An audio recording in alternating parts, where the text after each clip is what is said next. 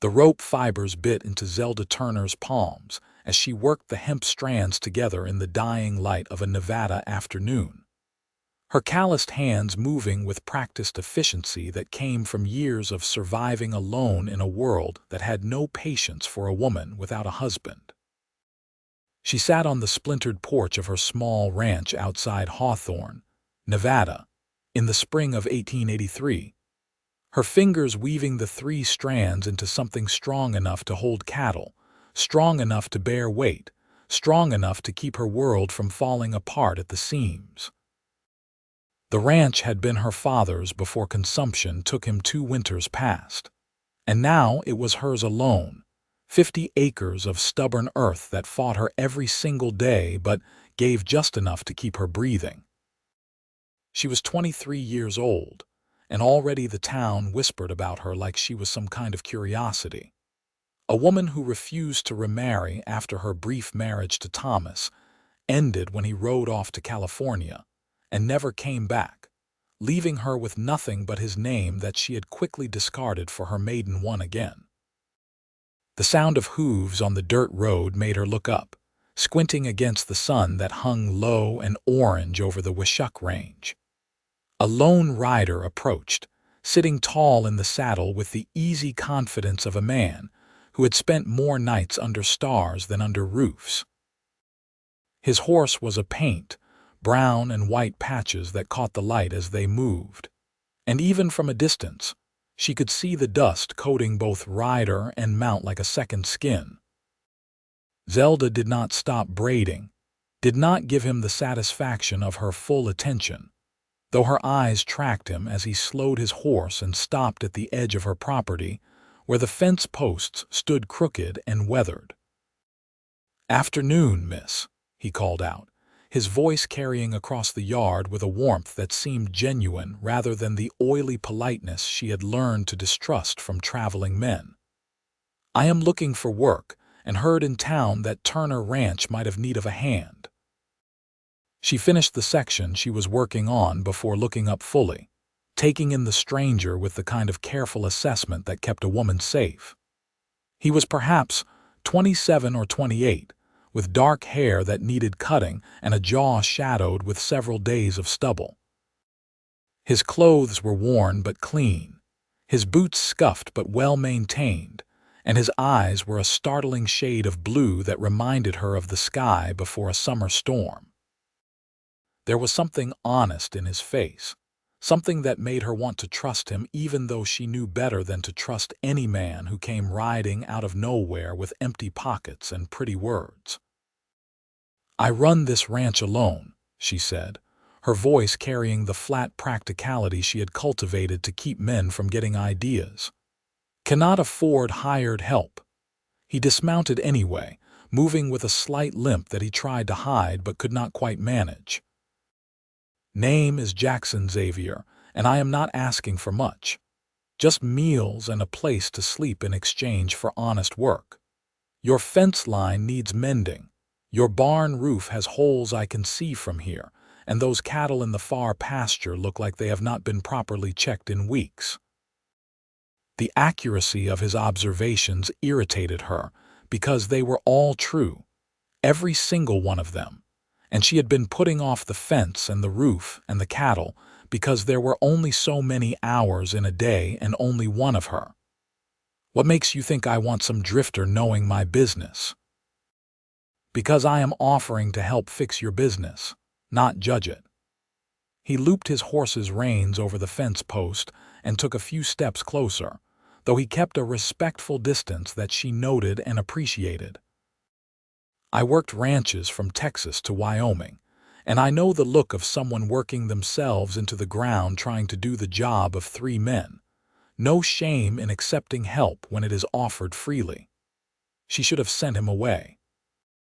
Every practical bone in her body told her that taking on a stranger was asking for trouble, that men like him drifted for reasons, and those reasons were rarely good. But the rope in her hands was only half finished, and she had 20 more lengths to braid before she could mend the corral, and her shoulders ached from hauling water that morning, and the thought of one more day doing everything alone made something in her chest feel impossibly heavy. "Barn has a loft," she said finally, not looking at him as she returned to her braiding. "It leaks, but there is dry space enough. Meals are simple, and I expect a full day's work for them.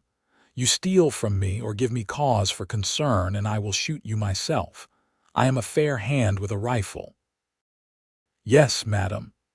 He touched the brim of his hat, and she thought she caught the ghost of a smile. "I will see to my horse and start on that fence before the light goes." True to his word, Jackson Xavier unsaddled his paint and settled the animal in the small corral before retrieving tools from her barn, without being told where they were kept. Zelda watched him from the corner of her eye as she worked her rope, noting the efficient way he moved despite that limp, the careful attention he paid to measuring posts and checking wire tension. He did not whistle or sing the way some men did when they worked, but there was a kind of contentment in his silence that felt different from the oppressive quiet she had lived with for so long. By the time full dark fell and she called him in for supper, he had mended 30 feet of fence line and stacked the broken posts for firewood. He washed at the pump outside before entering her small cabin, taking off his hat and waiting to be invited to sit.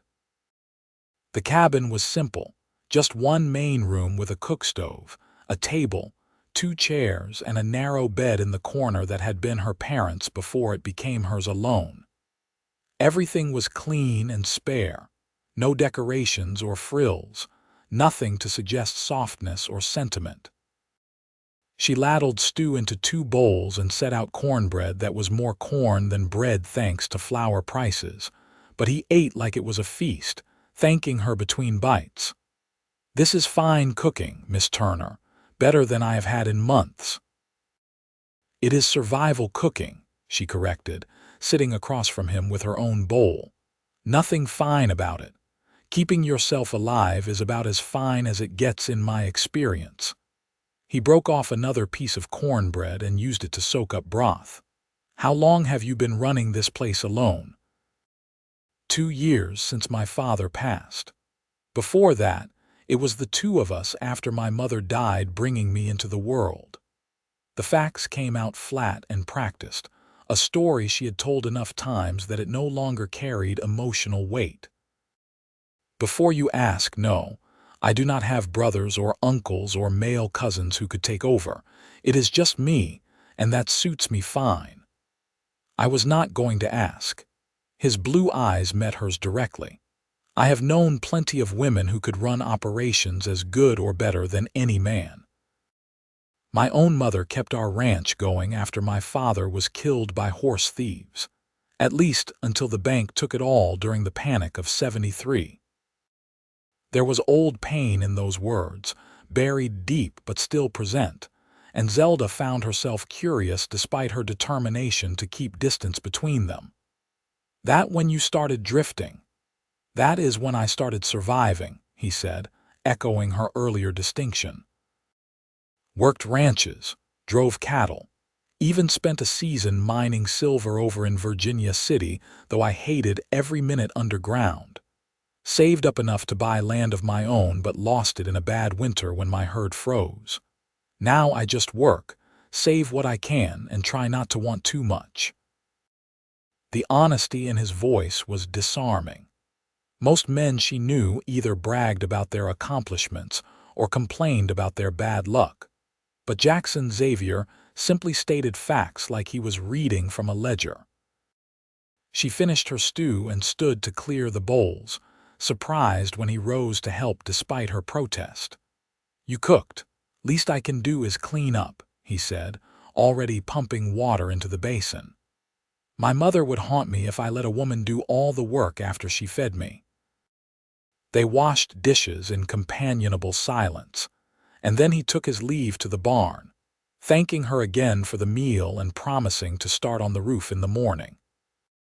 Zelda barred the door after he left and lay in her narrow bed, listening to the night sounds of her ranch, trying to decide if she had made a wise choice or a foolish one. Only time would tell, and she had learned that time in Nevada could be cruel or kind depending on which way the wind blew. The next morning she woke before dawn as she always did, building up the fire and starting coffee before heading out to check on the livestock.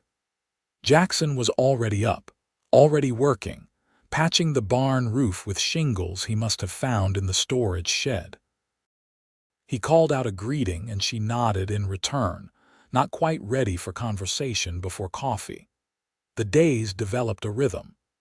He worked on repairs and maintenance while she handled the livestock and the endless small tasks that kept a ranch functioning. They ate meals together but did not speak much beyond practical matters, though she caught him watching her sometimes with an expression she could not quite read. He was good company in the way that a windbreak was good company, useful and solid and requiring nothing from her beyond basic courtesy.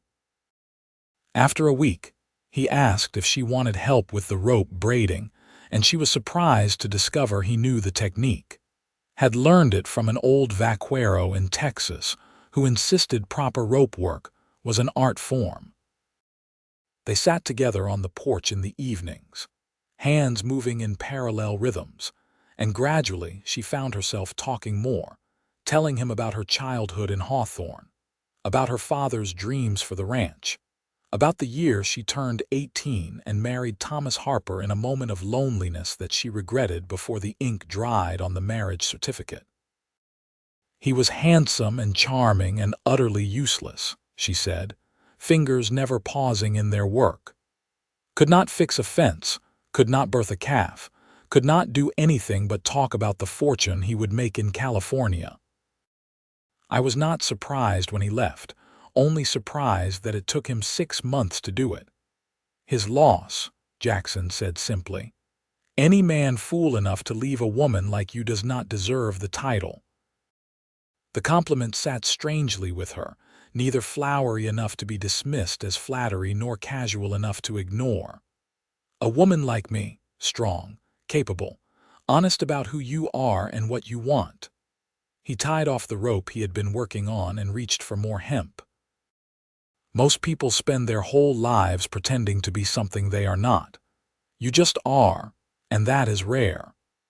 She did not know what to say to that, so she said nothing, but something in her chest felt warm in a way that had nothing to do with the evening heat. They continued braiding as the sun set and the first stars appeared, and when he finally stood to return to the barn, she found herself hoping he would stay longer than the usual drift of hired men.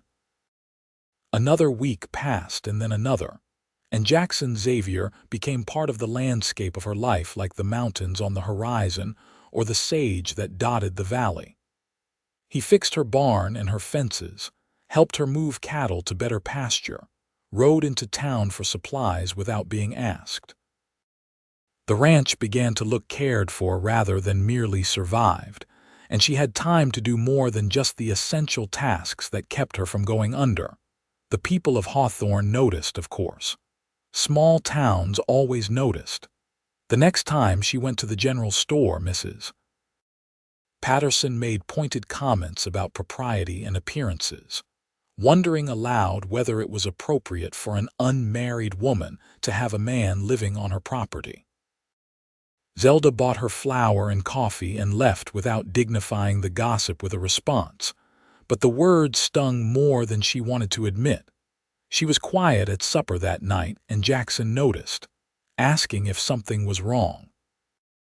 "Town busybodies think you living in my barn means something it does not," she said, stabbing at her food with more force than necessary. "Small minds with nothing better to do than police other people's choices. You want me to leave?" His voice was careful, neutral, giving her space to answer honestly. "No." The word came out more forcefully than she intended. "No, I do not want you to leave. This ranch runs better with you here, and I am tired of apologizing for surviving in whatever way I can manage. If people want to talk, let them talk." Something in his expression shifted, softened. "Good, because I have no interest in leaving unless you send me away." The weight of those words hung between them, meaning more than the simple statement suggested. And Zelda felt her heart beating faster in a way that was both terrifying and exhilarating. She had sworn off men after Thomas left, had convinced herself that independence was worth the loneliness. But Jackson Xavier was nothing like Thomas Harper. He was steady where Thomas had been restless, honest where Thomas had been full of empty promises, present where Thomas had always been chasing the next shiny dream. "Why do you stay?" she asked quietly. "You could work any ranch between here and California, probably for real wages instead of just bored." "Maybe I am tired of drifting." He met her eyes across the table. "Maybe I found something worth staying for." The air in the small cabin felt suddenly thin, and Zelda stood abruptly, carrying her half-finished plate to the wash basin just to have something to do with her hands. "You should not say things like that." "Why not, if they are true?" He came to stand beside her, not touching but close enough that she could feel the warmth of him. "Zelda, I know I am just a drifter with nothing to offer but hard work and honest intention, but these past weeks working beside you have been the best of my life. You are strong and clever and so beautiful it hurts to look at you sometimes, and if there is even the smallest chance you might feel a fraction of what I feel, I had to say something." Her hands were shaking, and she gripped the edge of the basin to steady them. "I cannot afford to want things, Jackson. Every time I let myself want something, it gets taken away. I am not going anywhere unless you tell me to go." His voice was low and earnest. "I am not Thomas Harper running off to chase gold. I know the value of what is right in front of me." She turned to face him and found him closer than she expected, his blue eyes dark in the lamplight. "I have not let myself feel anything for anyone in so long that I do not know if I remember how. Then maybe we figure it out together." He reached up slowly, giving her time to pull away, and brushed a strand of dark hair back from her face. "No expectations, no pressure. Just two people who work well together seeing if maybe they could be more than that." The touch of his hand against her cheek was gentle, and Zelda felt something crack open inside her, some protective wall she had built so carefully beginning to crumble. "What if I am no good at this? What if I am too hard, too closed off? You are perfect exactly as you are." He smiled, and it transformed his whole face, made him look younger and happier. "But if you need time, I can wait. I am a patient man." She did not want to wait.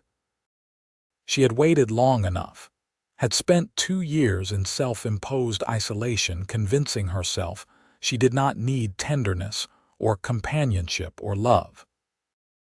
But Jackson Xavier had walked onto her property with his gentle manner and his steady work ethic and his honest blue eyes, and he had somehow slipped past every defense she had constructed. "Kiss me," she said, the words coming out fierce and demanding rather than soft and romantic, but he did not seem to mind. He leaned in and pressed his lips to hers, careful at first and then deeper when she responded, her hands coming up to grip his shirt and pull him closer. The kiss tasted like coffee and promise, like all the lonely nights might finally be over, like maybe wanting something did not automatically mean losing it. When they finally broke apart, both breathing hard, Jackson rested his forehead against hers. "I have wanted to do that since the first day I saw you sitting on this porch braiding rope with your capable hands and your stubborn expression." "You should have done it sooner," she said, already pulling him back for another kiss. "We have wasted weeks. Then we will make up for lost time." His hands cupped her face like she was something precious, and she let herself lean into the touch, let herself accept the comfort and affection she had denied herself for so long. They stood in her small cabin kissing like teenagers until the lamp burned low and the night grew late, and when Jackson finally pulled away to return to the barn, Zelda caught his hand. "Stay," she said simply. "Not in the barn. Here." His eyes searched her face, checking for certainty. "Are you sure? I am tired of being alone. I am tired of doing everything myself. I am tired of pretending I do not need anyone." She squeezed his hand. "Stay with me, Jackson. Not just tonight, but all the nights after. Help me run this ranch, build this life. Braid your life with mine instead of braiding rope alone on a porch waiting for nothing to change." The words were his own, thrown back at him, and she watched recognition and joy flood his face. "I would be honored," he said hoarsely. "Zelda Turner, I would be honored to spend every day for the rest of my life working beside you, and every night falling asleep next to you." She led him to her narrow bed that suddenly did not seem too narrow at all, and they lay down together fully clothed, his arm around her waist and her head on his chest, listening to his heartbeat steady and strong. They did not make love that night, both content to simply hold each other and talk in whispers about their dreams and fears, and the future they might build together. He told her about growing up in Texas, about his father's death and his mother's strength, about years of wandering looking for somewhere to belong. She told him about the loneliness of losing everyone she loved, about the terror of running a ranch alone, about the walls she had built to protect herself that had become a prison. "We will tear down those walls together," he murmured into her hair. "Build something new, something better. A life where neither of us has to be alone again." Sleep took them eventually, wrapped in each other's arms, and when Zelda woke to pre-dawn light filtering through the cabin window, she felt more rested than she had in years. Jackson was already awake, watching her with such tenderness that it made her throat tight. "Good morning," he said softly. "I was afraid for a moment last night might have been a dream. If it was, we are both dreaming the same thing." She stretched and sat up, suddenly practical in the face of a new day. "We should get married properly. I do not care what the town thinks, but I care about doing this right, building something that lasts. Then we will ride into Hawthorne today and find whoever does the marrying around here." Jackson stood and pulled on his boots, his expression serious. "But Zelda, I need you to know I have nothing to bring to this marriage. No land, no money, nothing but myself and my willingness to work." "That is all I have too," she pointed out. "This ranch is mortgaged to the hilt and barely turns enough profit to keep us fed. But together maybe we can make it into something real, something that supports a family. A family." He repeated the words like they were sacred. "I would like that. Children running around this place, laughter instead of silence, but only if you want that too." "I do." The certainty in her own voice surprised her. "I thought I would spend my life alone, but now that I do not have to, I want everything. Marriage, children, a partner to share the load, all of it." They ate a quick breakfast and saddled both horses, riding into Hawthorne together in the clear morning light. The town was small, just a main street with a general store, a saloon, a church, and a scattering of houses spreading out from the center. The reverend who served the small church was a kind-faced man named Bartlett, who agreed to marry them that very afternoon, once they obtained a marriage license from the county clerk, who doubled as the postmaster. By 3 o'clock in the afternoon of that same day, Zelda Turner became Zelda Xavier in a simple ceremony with Mrs. Bartlett and the clerk serving as witnesses. She wore her everyday dress because she had nothing finer, and Jackson wore his cleanest shirt, and neither of them cared about the lack of ceremony because the important part was the promises they made to each other. To honor and cherish in sickness and health, for richer or poorer, until death parted them. The words felt real and solid, a foundation to build on. They celebrated their wedding with dinner at the hotel restaurant, a luxury Zelda had not indulged in for years. Jackson insisted on the expense despite their limited funds, saying some occasions deserved marking properly. Over roast beef and potatoes, they talked about plans for the ranch, about which cattle to sell and which to keep for breeding, about planting hay in the lower field and maybe trying horses if they could get a good stud. "We should get a dog too," Jackson said, sawing through his meat with enthusiasm. "A good cattle dog to help with the herd. I knew a man in Wyoming who bred Australian shepherds, smart as any person and twice as loyal. A dog would be good." Zelda smiled at his enthusiasm, at the way he said, "We," so naturally, like they had been a unit for years instead of hours. "Children and dogs and maybe chickens for eggs. You dream big, Mrs. Xavier." His eyes crinkled with amusement and affection. "I am making up for lost time, Mr. Xavier." She reached across the table and he took her hand, his calloused palm rough against her own work-worn skin. "2 years of not letting myself want anything means I have a lot of wanting to catch up on." They returned to the ranch as the sun set, painting the Nevada sky in shades of orange and pink and purple. The cabin looked different somehow, like it had transformed from a lonely shelter into a real home just by virtue of being shared. Jackson unsaddled both horses while Zelda started a fire in the stove, both of them moving in comfortable coordination that spoke of their weeks working together. That night, they consummated their marriage with a tenderness that surprised them both. Jackson was patient and gentle, taking his time to learn what pleased her, and Zelda felt herself relaxing into the intimacy she had denied herself for so long. There was awkwardness, of course, 2 people learning each other's bodies and rhythms, but there was also laughter and whispered endearments and a sense of rightness that made every uncertain moment worthwhile.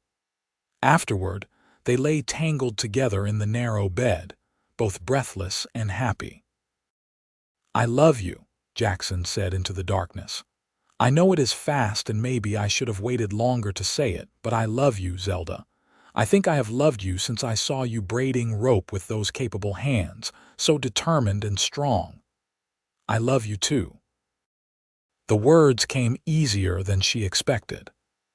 "I did not want to, tried not to, but you made it impossible not to love you with your steady kindness and your honest work and your beautiful eyes." He laughed and kissed her and they made love again, slower this time, learning and exploring until exhaustion finally claimed them both. Zelda fell asleep thinking that she had never been happier, that maybe the universe was not entirely cruel after all. The summer months passed in a blur of hard work and harder-won progress. Jackson proved to be as skilled at ranching as he had claimed, his experience showing in the way he handled cattle and horses, the way he could read weather patterns and animal behavior. Together they worked from dawn to dusk, repairing years of neglect and making improvements that would pay dividends in seasons to come. They expanded the garden, fenced a larger area for chickens, and spent their savings on 3 good heifers and a young bull to improve the herd genetics. Jackson's instinct for horses proved valuable when a cavalry unit from Fort Churchill came through looking to buy remounts, and he negotiated a price for 4 of their geldings that gave them enough cash to pay down some of the mortgage. But it was not all work. Jackson taught her to dance in the cabin by lamplight, humming tunes he remembered from Texas barn dances. She taught him her mother's recipe for berry preserves, and they spent a hot afternoon picking wild berries and came home purple-stained and laughing. They made love in the barn loft, in the meadow by the creek, once even in the shallow water itself on a day so hot that nothing else could cool them down. The people of Hawthorne gradually accepted their marriage, especially once it became clear that Jackson Xavier was a hard worker who had no intention of running off. Men who had dismissed Zelda as a stubborn spinster now greeted Jackson as a peer, and by extension treated her with new respect, which annoyed her even as she acknowledged the practical benefits. Mrs. Patterson stopped making pointed comments and started inviting them to church socials, and gradually they built friendships with other ranching families in the area. By autumn, Zelda realized she was pregnant. The signs were unmistakable: the morning sickness and the tenderness in her breasts, the way certain smells made her queasy. She waited to be certain before telling Jackson, and when she finally did, sitting on their porch in the evening cool while they braided rope together as they so often did, his reaction was everything she could have hoped for. A baby. His voice cracked with emotion. "We are going to have a baby. Next spring, if everything goes well." She watched his face, saw the joy and wonder and sudden fear. "I know it is fast, but I am strong and healthy. I will be fine. I am not worried about you being strong enough. I am worried about being good enough." He set down the rope and took both her hands in his. "What if I am a terrible father? What if I do not know how to take care of a child? Then we will figure it out together, just like we have figured out everything else." She squeezed his hands. "You will be a wonderful father, Jackson. You are patient and kind, and you work hard to provide. What more could a child need?" He pulled her into his arms, holding her carefully like she was suddenly fragile. "I love you so much. I love you, and I love this baby already, and I promise I will spend every day trying to be worthy of you both." "You already are," she whispered into his chest. "You already are." The winter that year was mild by Nevada standards, cold but not bitter, with enough snow to replenish the water table but not enough to make travel impossible. Jackson became fiercely protective as Zelda's belly grew, insisting on doing the heavier work himself, and fretting when she lifted anything heavier than a water bucket. She tolerated his hovering because she knew it came from love, and because secretly she appreciated having someone care about her well-being after so many years of having to be entirely self-sufficient. They spent the long winter evenings preparing for the baby, Jackson building a cradle from pine, wood he cut and planed himself, Zelda sewing tiny clothes from fabric they bought in town. They argued cheerfully about names, Jackson lobbying for family names from his Texas kin, while Zelda preferred simpler choices. They settled on Jacob for a boy and Zara for a girl, both strong names that could belong to someone who would grow up in the harsh beauty of Nevada. The baby came in late April of 1884 during a spring storm that turned the world silver with rain. Jackson rode through the downpour to fetch the midwife from town, a capable woman named Mrs. Chen, who had delivered half the babies in the county. The labor was long and difficult, Zelda's strength tested by hours of contractions that seemed endless. But Jackson never left her side, holding her hand and murmuring encouragement until finally, in the gray light of dawn, their son was born. Jacob Xavier came into the world screaming his displeasure at the indignity of birth. A red-faced, healthy boy with a shock of dark hair and his father's blue eyes. Jackson wept openly as he held his son for the first time, tears streaming down his face as he counted 10 tiny fingers and 10 tiny toes. "He is perfect," he said hoarsely. "Zelda, he is absolutely perfect." She was exhausted and sore and happier than she had ever been, watching her husband cradle their son with such tenderness. "We made that," she said wonderingly. "We made a whole person." "Best thing I ever did," Jackson agreed, bending to kiss her forehead. "You are amazing. You are the strongest, bravest woman I have ever known." The early months of parenthood were exhausting, punctuated by sleepless nights and the constant demands of a newborn, but they navigated them together with the same teamwork they brought to everything else. Jackson proved to be a natural father, patient with middle-of-the-night crying and happy to walk the floor with Jacob when Zelda needed rest. They took turns with feedings and diaper changes, both of them learning as they went.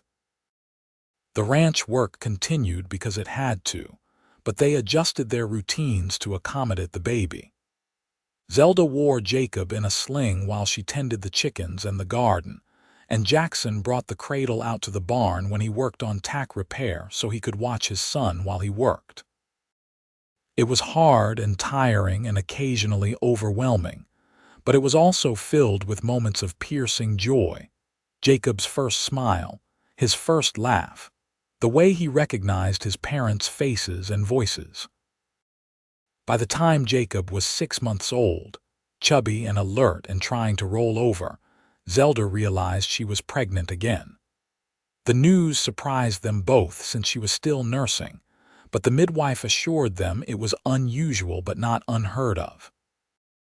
Jackson's reaction was pure delight, already talking about how wonderful it would be for Jacob to have a sibling close in age. 2 babies in 2 years, Zelda said, half laughing and half despairing. We are going to need a bigger cabin. Then we will build a bigger cabin. Jackson's optimism was unshakable. We will expand, add another room before this baby comes. It will be tight, but we can manage. And somehow, they did manage, Jackson working with help from neighboring ranchers to add a bedroom onto the cabin, raising walls and setting a roof while Zelda managed the ranch and cared for Jacob. The ranching community in Hawthorne had fully accepted them by then, recognizing them as hard workers who were building something solid, and help appeared without being asked. Men showed up to assist with the construction, their wives bringing food and minding Jacob so Zelda could rest. Their daughter Zara was born in March of 1885, an easier birth than Jacob's had been, and she entered the world with the same dark hair as her brother but Zelda's brown eyes. Jackson was smitten immediately, declaring her the most beautiful baby ever born, though he said the same thing about Jacob daily. With 2 children under 2 years old, life became a carefully orchestrated chaos of feedings and naps and endless laundry, but Zelda had never been happier. "This is what I dreamed of," she told Jackson one night after they had finally gotten both children to sleep. "A full house, a working ranch, a partner to share it all with. Sometimes I still cannot believe it is real. It is real and it is ours, and we built it together." He pulled her into his arms, his voice warm with satisfaction. "From that first day when you were braiding rope and I was too bold, asking for work when you had none to give. You could have sent me away, but you took a chance on a drifter with nothing but worn boots and empty pockets." "Best decision I ever made," she said honestly. "You gave me back my life, Jackson. Before you came, I was just surviving, just getting through each day. Now I am actually living." The years flowed past like water, each season bringing its challenges and rewards. The ranch prospered slowly but steadily under their combined management. They paid off the mortgage entirely in 1887, a moment of triumph they celebrated with a rare trip to Carson City to record the deed free and clear.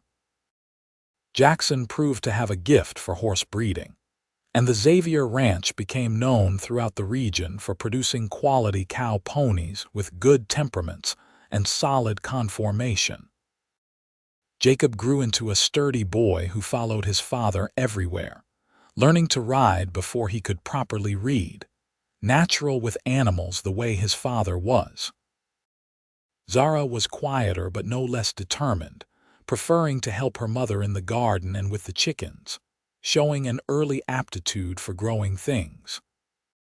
When she was 5, she announced her intention to plant an orchard, and Jackson spent weeks helping her set out apple and pear trees that would bear fruit for decades to come. In 1889, Zelda gave birth to their 3rd child, another son they named Jesse. Unlike his siblings, Jesse was small and sickly from birth, struggling with a weakness in his lungs that had the doctor shaking his head and prescribing rest and warm air. They nearly lost him twice in his first year, pneumonia settling in his chest and leaving him gasping for air while Zelda and Jackson took turns sitting up with him through endless frightening nights. But Jesse was tougher than he looked, fighting his way back to health each time with a determination that reminded Zelda of herself. He would never be as robust as Jacob or as energetic as Zara, but he survived and even thrived in his own way, a thoughtful child who preferred books to horses and showed a talent for numbers that Jackson joked must have come from some accountant in Zelda's family tree. The Xavier family became a fixture in Hawthorne, known for their hard work and their kindness. Jackson served on the town council and helped organize a volunteer fire brigade after a lightning strike burned down the livery stable. Zelda joined the Ladies' Aid Society and helped raise funds for a proper schoolhouse. Remembering her own spotty education and wanting better for her children and the other ranch kids who had to ride miles for lessons. Their marriage deepened and matured, the passionate early days settling into something more comfortable, but no less loving. They still made time for each other despite the demands of 3 children and a working ranch. Still took evenings to sit on the porch and braid rope together while they talked about their days.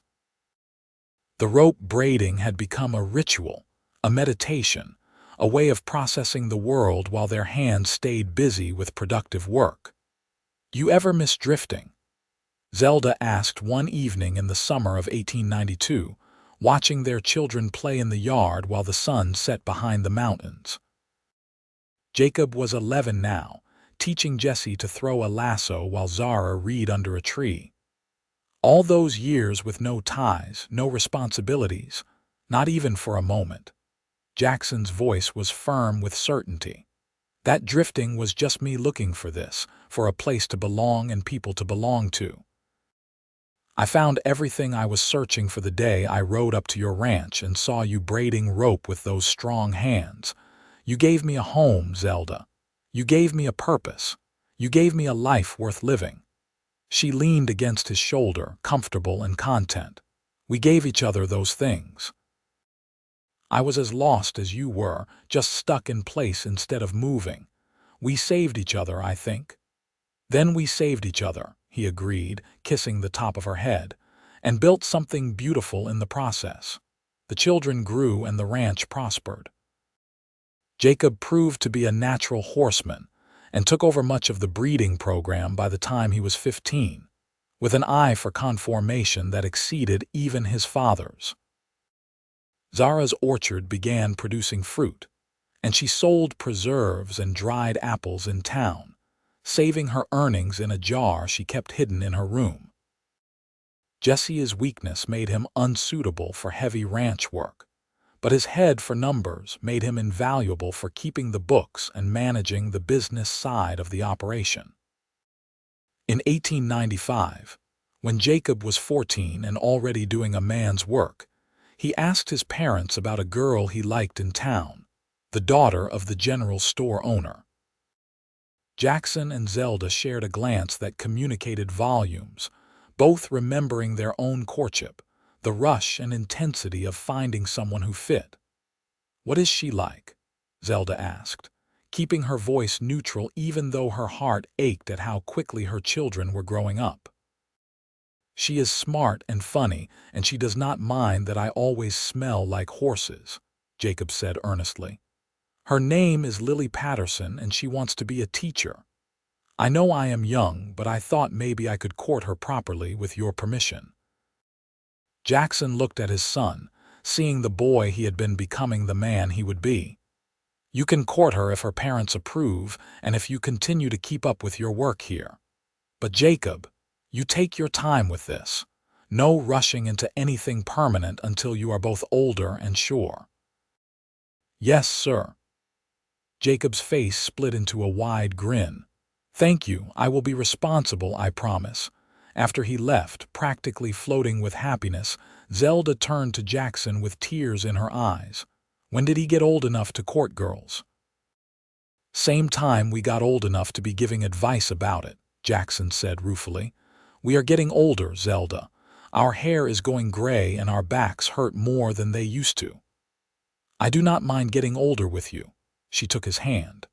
Every year has been better than the last.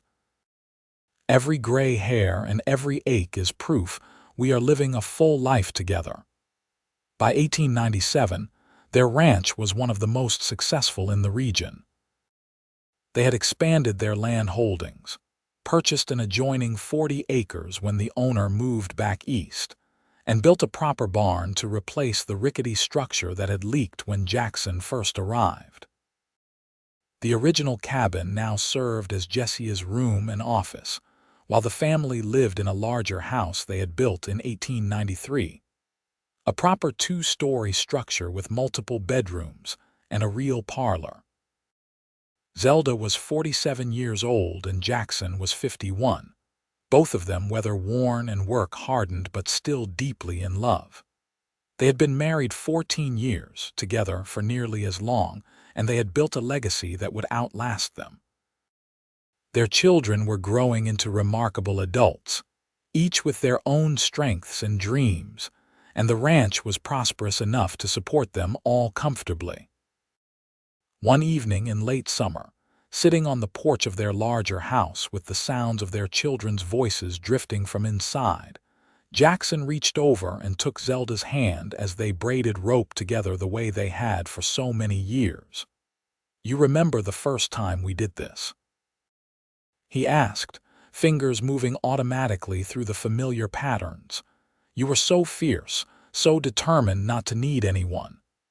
I remember thinking you were going to be trouble, she admitted with a smile. Some drifter with pretty eyes and smooth words, probably looking to take advantage. Instead, I was a drifter who fell completely in love and never wanted to leave. He set down his rope and turned to face her fully. Zelda, these years with you have been the greatest gift of my life. You took a chance on me when you had every reason not to, and I have spent every day trying to be worthy of that trust. You have been more than worthy. Her voice was thick with emotion. You have been my partner, my love, my best friend. You took a lonely woman on a failing ranch and gave her a family, a thriving home, a life full of love and purpose. We did that together. He pulled her close, and she rested her head on his shoulder the way she had 1,000 times before. That first day when I asked you to braid your life with mine instead of braiding rope alone, I do not think I understood how profound that request was. But every day since has shown me what it means to truly braid two lives together, to weave two separate strands into something stronger than either could be alone. 3 strands, she corrected softly. Our lives and our love, all braided together into something that can hold against any weight, bear any burden. They sat together as the sun set and the stars emerged, braiding rope and braiding lives. 2 people who had found each other against all odds and built something beautiful. Inside the house, their children laughed over supper preparations, and in the barn, the horses they had bred whickered softly. And across the land they had claimed and tamed together, the Nevada desert settled into its evening cool. The years continued to pass in the steady rhythm of ranch life. Jacob married Lily Patterson in 1899. A joyful ceremony held at the ranch with half of Hawthorne in attendance. They built a small house on the eastern portion of the property, and Jacob took over more of the day-to-day operations, allowing Jackson to step back slightly from the hardest physical labor. Zelda found herself becoming a grandmother in 1900 when Lily gave birth to twin girls, and the experience of holding her granddaughters for the first time moved her to tears. We are grandparents, she said to Jackson in wonder, watching him cradle one of the tiny infants with the same tenderness he had shown their own children. When did we get old enough to be grandparents? We earned it, he said, his eyes never leaving the baby's face. Every gray hair, every laugh line, every year of hard work. This is what it was all for, Zelda. Building something that lasts beyond us. Zara showed no interest in marriage, preferring to expand her agricultural pursuits. By 1902, she had 10 acres devoted to orchards and vegetable gardens, supplying produce to restaurants as far away as Reno. She hired help during harvest season and proved to have her mother's head for business, turning a profit that rivaled the horse breeding operation. When various suitors came calling, she turned them all away politely but firmly, saying she was married to her land and had no need for a husband to complicate matters. Jesse's health remained delicate, but he carved out his own role in the family enterprise. He handled all the financial matters, managed sales and contracts, and even began investing their profits in other ventures, including a small stake in a silver mine that paid steady dividends. His contributions were different from his siblings' physical labor, but no less valuable, and Jackson and Zelda made sure he knew how much they appreciated his unique gifts. In 1905, when Zelda was 55 and Jackson was 59, they celebrated their 20th wedding anniversary with a party that brought together their entire extended family and most of the town. Jacob and Lily had 4 children by then. Zara's operations employed a dozen workers during peak season, and Jesse had recently begun courting a quiet woman named Ruth, who worked as a clerk in the bank. Standing together in their large parlor, surrounded by children and grandchildren and friends, Jackson raised his glass in a toast. 20 years ago, I married the most remarkable woman I have ever known. She was alone and struggling, and she took a chance on a drifter who had nothing to offer but hard work and honest intention. Together we built this ranch, this family, this life. Zelda, my love, you are still the strongest, smartest, most beautiful woman I know, and I would do it all again in a heartbeat. The room erupted in applause and cheers, and Zelda felt tears streaming down her face as she kissed her husband in front of everyone. You gave me everything I never knew I needed, she said, her voice carrying in the sudden quiet. You saw me braiding rope alone, and you asked me to braid my life with yours instead, and that choice, that moment, changed everything. I love you, Jackson Xavier. I have loved you for 20 years, and I will love you until my last breath. More cheers, more toasts, and the party continued late into the night with music and dancing and laughter. Zelda danced with Jackson the way they had danced in their tiny cabin all those years ago, his arms around her waist and her head on his shoulder, both of them moving to music only they could hear. The next decade brought its share of challenges and changes.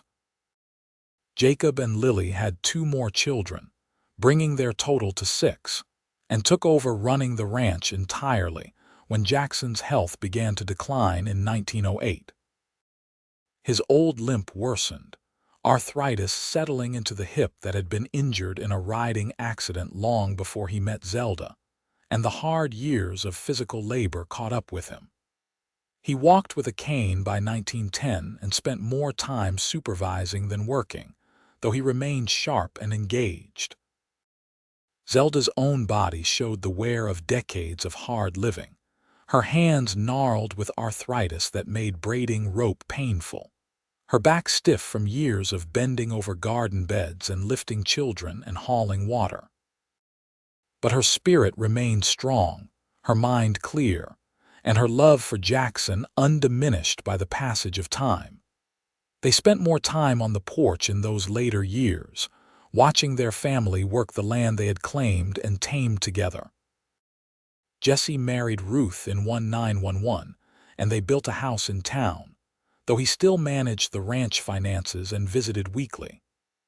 Zara never married but seemed perfectly content with her orchards and gardens, her employees, and her produce empire.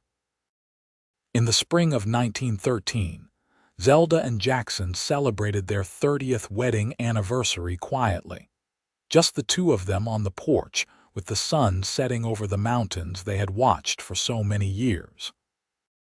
They were older now, slower, both of them carrying the weight of 3 decades of hard work and harder-won wisdom. 30 years, Jackson said, his voice rough with age and emotion.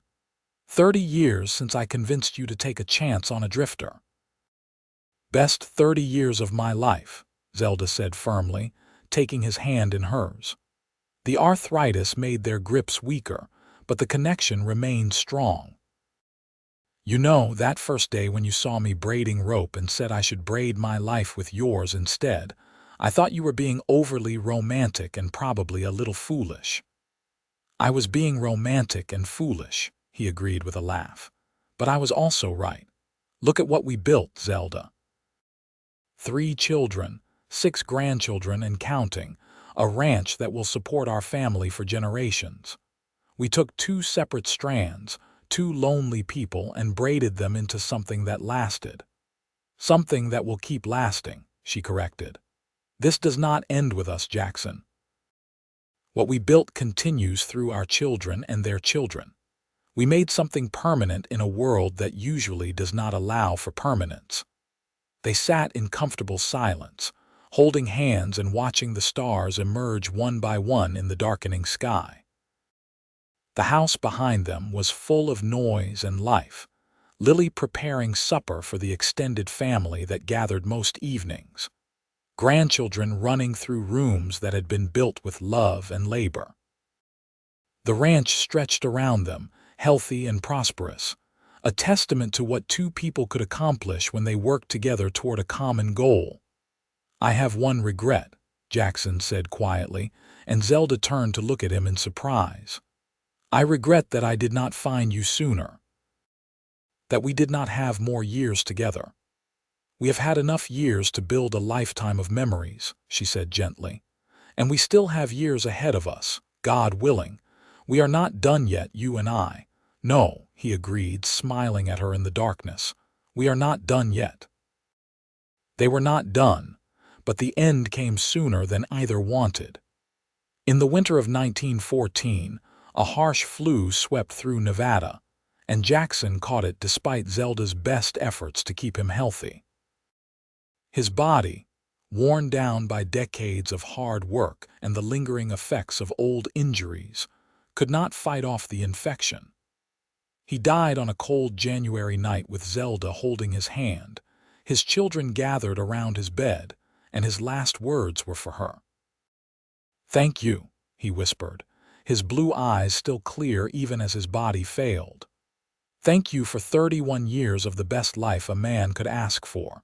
Thank you for taking a chance on a drifter. Thank you for braiding your life with mine." "Thank you for asking," she whispered back, tears streaming down her face. "Thank you for seeing me when I was invisible. Thank you for loving me when I had forgotten how to be loved. I will carry you in my heart until we meet again." He smiled one last time and closed his eyes. And just like that, the man who had changed her entire world was gone. Zelda sat with his body for hours, holding his cooling hand and remembering everything they had shared. All the years and the work and the love that had transformed 2 lonely people into a family, into a legacy. The funeral was large, the entire community turning out to honor a man who had become a pillar of Hawthorne through his quiet integrity and his commitment to family. Zelda stood dry-eyed through the service, accepting condolences with grace, holding herself together through force of will, because she knew Jackson would expect no less. But at night, alone in the bed they had shared for 3 decades, she wept like her heart was breaking because it was. The weeks after Jackson's death were impossibly hard. Zelda moved through her days in a fog of grief, functioning but not really living. Her children worried, especially Jacob, who tried to manage both his grief and his concern for his mother. But slowly, gradually, Zelda found her way back to herself. She returned to the rhythms of ranch life, helping where she could, holding her grandchildren, tending to the small tasks that kept a household running. And in the evenings, she returned to the porch with hemp rope and patient hands, braiding alone as she had been braiding the day Jackson first rode into her life. But now the solitude felt different, not lonely but contemplative, a way of honoring the man who had taught her that even the strongest people did not have to carry their burdens alone. Spring came, and with it new life, new calves and foals, new growth in Zara's orchards. Lily gave birth to her seventh child, a boy they named Jackson in honor of the grandfather who had just passed. Zelda held her newest grandson and felt the circle of life continuing, felt the braid of generations extending forward into a future she and Jackson had built together. She lived another 12 years, remaining active and engaged in the ranch and the family until a stroke took her peacefully in her sleep in 1926 at the age of 76. She was buried next to Jackson on a hill overlooking the ranch they had built, under a shared headstone that read simply Jackson and Zelda Xavier, partners in life and love. Their children and grandchildren continued the legacy they had started. The Xavier Ranch remained in the family for generations, growing and changing but always keeping the core values that Jackson and Zelda had instilled. Hard work, honest dealing, family loyalty, and the understanding that the strongest things in life are built by braiding separate strands together into something greater than either could be alone. In the years after Zelda's death, Jacob would sometimes tell his grandchildren the story of how their great-grandparents met, about the drifter who asked a lonely woman braiding rope to braid her life with his instead. He told them about 31 years of partnership and love, about building something from nothing through determination and mutual support. He told them that the rope braiding his grandmother taught all her children was more than just a practical skill. It was a metaphor for life itself, taking individual strands and weaving them together into something strong enough to hold against any weight, bear any burden. The story became part of family legend, passed down through generations of Xaviers who worked the Nevada land their great-grandparents had claimed. And sometimes, on quiet evenings when the sun set over the Washoe Range, descendants of Jackson and Zelda would sit on porches and braid rope with calloused hands, remembering the legacy of two people who had found each other against all odds and built something that lasted far beyond their own lifetimes. A love story written in hard work and hope, and the intertwined strands of two lives braided together into one unbreakable whole.